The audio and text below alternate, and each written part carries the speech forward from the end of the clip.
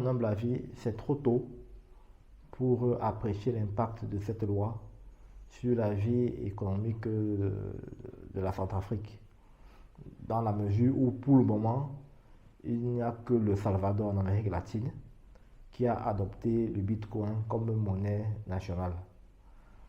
On peut donc dire que la Centrafrique, pour les autres pays, va servir de centre d'expérimentation de comment est-ce qu'une économie nationale va être arrimée à une monnaie cryptée dont la volatilité a déjà marqué les marchés financiers.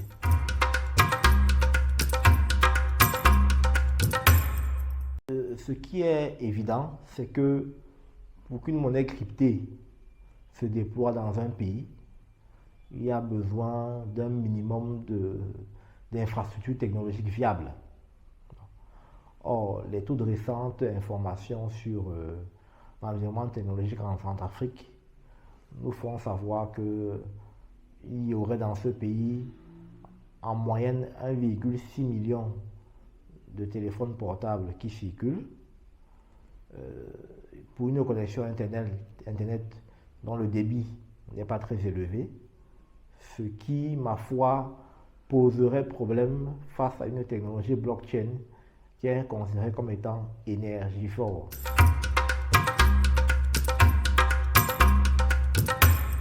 Bon, cette décision, on peut l'apprécier sous deux angles. Le premier angle, c'est effectivement, c'est-à-dire faciliter les transactions, les transferts internationaux en direction de la Centrafrique, sachant que le Bitcoin servant de monnaie refuge peut bypasser le recours au système de paiement de la Banque centrale.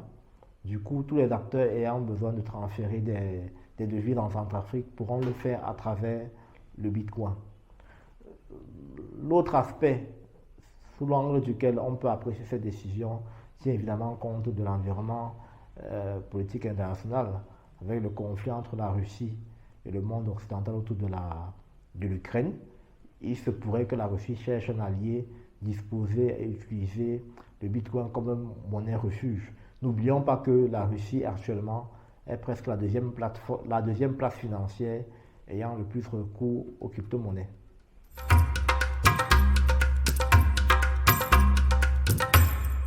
Bon, on ne peut pas dire que c'est un exemple à suivre pour les pays de la sous-région.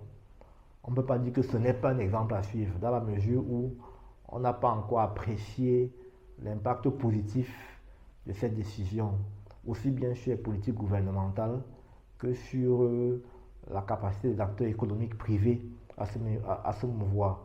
Donc, à mon humble avis, tout reste encore à faire. Donnons-nous le temps d'observer ce que ça pourra changer dans la vie économique de la République centrafricaine.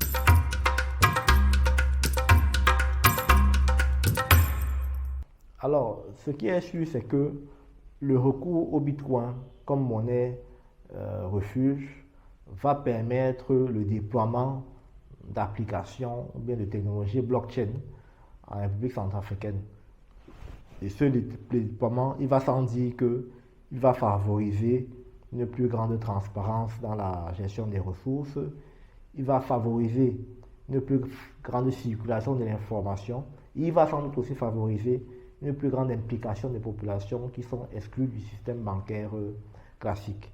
Par conséquent, on peut effectivement penser que le gouvernement centrafricain tient à accélérer l'inclusion financière quand on sait d'où vient son pays en termes de conflits politiques et économiques.